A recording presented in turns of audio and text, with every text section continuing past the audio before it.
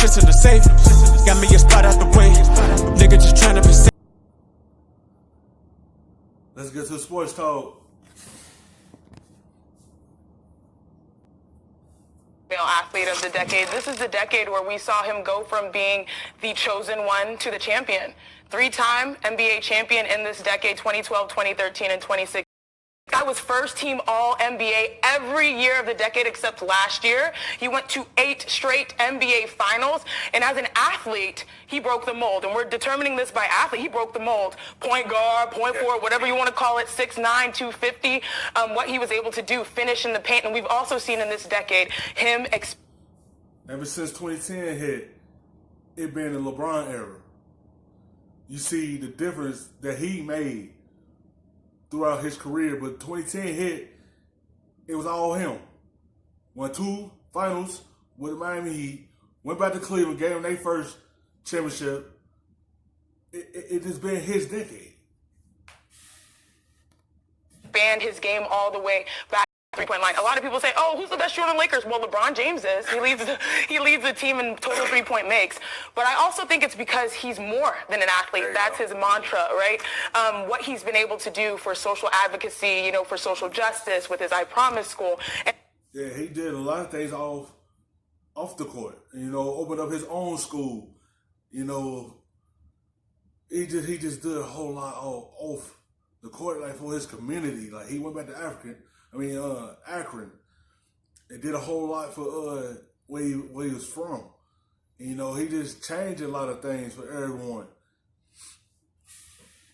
Opportunity for those that have less, you know, that are less fortunate. Also, he's not just a businessman, he's a businessman, you know what I mean? Uninterrupted, that platform, Spring Hill Entertainment.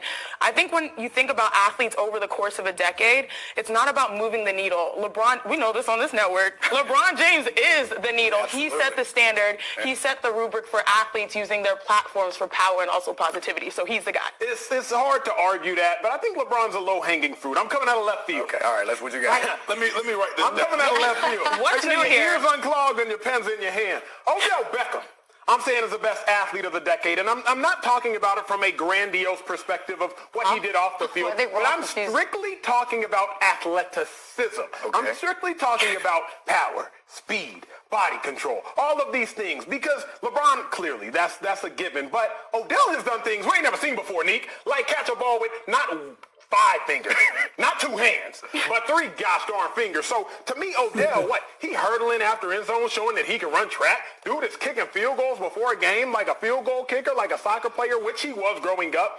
So when I talk about athlete, Chanae, I'm not talking large scale, grandiose. I'm simply talking about Odell has done things.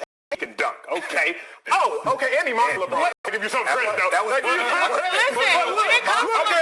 But Odell does things that we have actually never seen before. LeBron tips that skill, but go ahead, guys.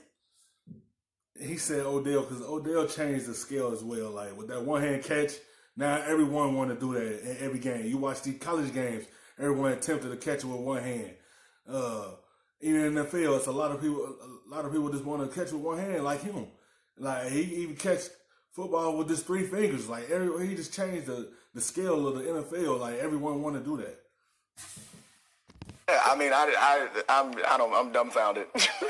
I agree. Odell is a phenomenal athlete. So we all accept that the argument that Janae made, obviously that's it. But if you're moving it to like physical athlete, I also, like, if I could pick someone's physical athleticism and body control and all that stuff to take, I'm sorry, Odell, give me the 6'8", 260 guy who can play point guard and probably would have been the best tight end or pass rusher in the history of the NFL. And you put on top of that he's winning gold medals. So if you want to talk about all that stuff, like, he's an international superstar and he's a better athlete. I'd love to see LeBron in the NFL Combine. He might crush Odell in that too. He probably can.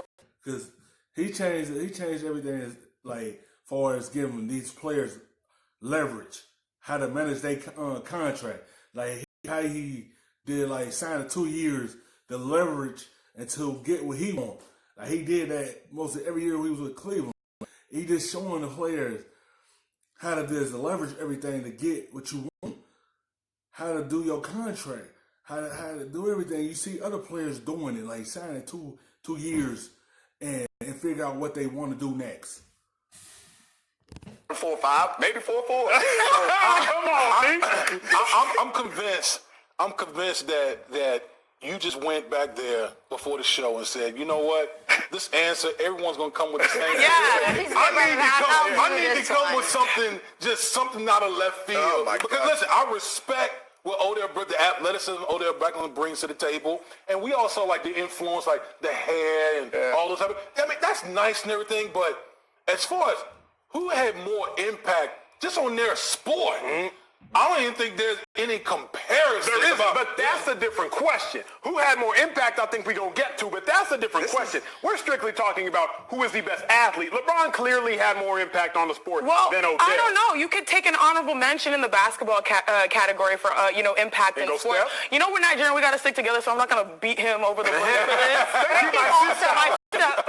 But if you think about honorable mentions in this category, I know LeBron James for the overall sport, but I want to give Steph Curry a little bit of love because not many athletes within the decade. Not even overall sport. This is of all time. He changed how the game of basketball is being played, right? Steph Curry right now is third on the all-time list for threes. He only needs 68 to catch Miller. He needs about a season's worth to catch Ray Allen at the #1 spot. Within this decade, Steph Curry has the most. Because everyone want to shoot deep range threes now. You see Trae Young do it. You see Damian Lillard do it. It's like everyone duplicate what he did. Like he run that trend in, and everyone want to do what he did. Like he running and shooting from the logo. Like he impacted as well. You know, him and LeBron, they impact this NBA regardless. Leading the NBA in threes, half of the decade. His prolific shooting changed the game of basketball. What's the word? Analytics. Analytics. In 2010, the NBA average of making threes was 18. Now it's at 33. The Warriors and Steph Curry changed the way the game is being played. The biggest thing that Steph Curry did was now he's encouraged a lot of people, a lot of hope for people who don't have a lot of size to say, you know what, I can play this game, seeing what Steph Curry is doing from the perimeter. I can be a specialist. Stop it. Wasn't there a piece in the New York Times that they were crazy for that. That's Steph, the athlete of the decade? Like, this is nonsense. Steph was really good, and he was on a very great team. He's a good situation. I might give D'Antoni more credit for changing the way basketball is played than I would get Steph. But stop it. LeBron beat Steph Curry in that team, that all-time great team. LeBron beat them in the finals. Like, it's LeBron by a runaway by any measure that you want to go by. Well, I also think that when you ask, if you were to poll the world, I mean, not just here in the United States, everybody knows who LeBron James is. He is a household name for so many reasons. If we want to go that route, and since y'all have kind of obscured the question, I'm going to use what you said. You obscured the question. Okay, can we calm down? Can we calm down, everyone? Okay, because I got something else for y'all. If you want to talk about the most dominant athlete, there's a name nobody's mentioned, and it's actually Usain Bolt. Because Usain Bolt from 2011. So now we're moving on to most dominant. Well, that's what it appears we've already done. Okay. Because that's what you're talking about. Usain Bolt actually from 2011 to 2016 took gold in every. Yeah, he took gold in every meter. Like he was dominant in the Olympics. Like no one couldn't stop him. Like he been winning gold medals since 2011. Before he stopped running. Like he dominated the Olympics. Every major world championship, and I know you might say, watch us in individual sports. So I looked at it from the 4x1 perspective, because that's the closest thing you can get to basketball. 4 competitors working in congruence. Let me tell y'all something. And they won. Let me tell y'all something. His best friend is a track athlete, so he had to go show her some. I mean, it's facts, though. It's facts. He is dominant at what he does in his lane. I give you some credit for degree of difficulty.